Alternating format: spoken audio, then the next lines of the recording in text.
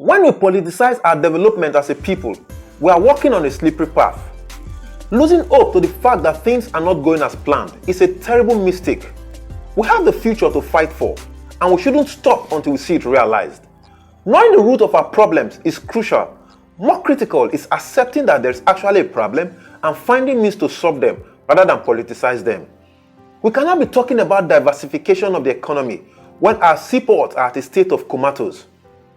According to the Nigerian Ports Authority, there are 6 seaports: Apapa, Tinkan, One, Port Harcourt, Warri Port, and Calabar Port.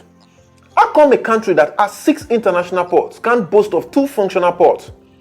This is not good for a nation of over 200 million people with a vibrant youth population. According to International Labour Organization, Nigeria has youth unemployment rate of 14%. In 2018, it was announced that the NPA has concluded plans to commence the dredging of Escravos Channel in the Warri Port. What happened? Nothing. We can actually solve this unemployment conundrum by being strategic and proactive. Imagine if the Warri Port, Calabar Port, Cocoa Port, One Port are functioning. We are pitching our attention on the wrong things. Mind you, the approved 2020 budget has the renovation of the National Assembly complex for 27.7 billion naira at a time when our ports are dead. Investing such a whopping amount into renovating a building will not add value whatsoever to the nation. Putting the said sum into the port will add value to the populace, reduce the unemployment rate, and at the same time increase our GDP. Let's do the math. These ports can employ more than 10,000 direct and indirect workers. The effect of this is sporadic. People will need transport system to move their goods, leaving room for more transporters to make money. They will feed, creating a system for more chefs to be gainfully employed. They will lodge in a hotel, making avenue for more money in the system. They will need people to move their goods. They will pay taxes. They will do documentation. They will even buy local goods that will add to the local economy. As these are taking place, the value chain is improving with a large number of people gainfully employed, and who will ensure that nothing takes their job away. We have to get past book to action. Until we are ready to be honest and face reality, we will only be compounding the problems for the next generation. The federal government has set aside the sum of $1.6 billion for the development of 2 new seaports in the South-South region to help decongest the Lagos ports, Pesu area of Delta State and the Bonny area of River State.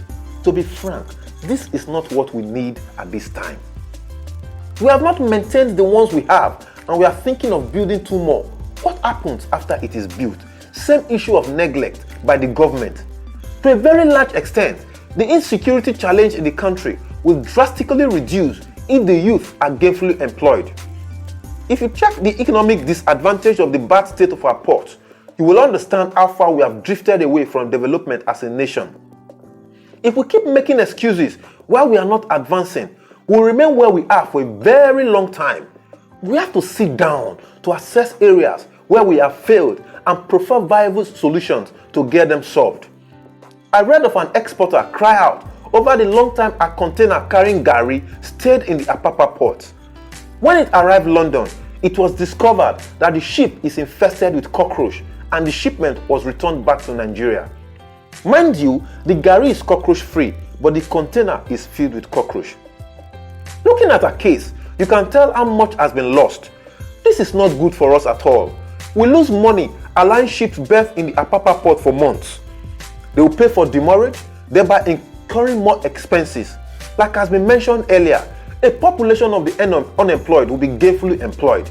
It will take about 45 minutes from Warri to Benin.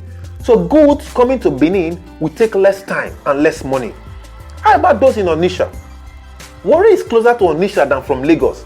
This tells you that we can actually get more done when we prioritize the development of our ports as against renovating a building. Enough of failed promises. We need a government who feels the pains of our people and is ready to act to make things work. It will not take forever to dredge these ports.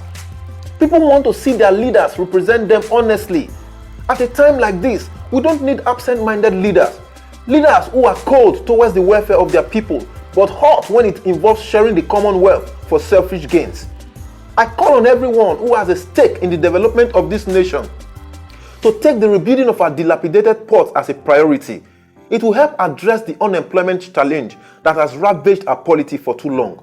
Now is the time to act, make impact.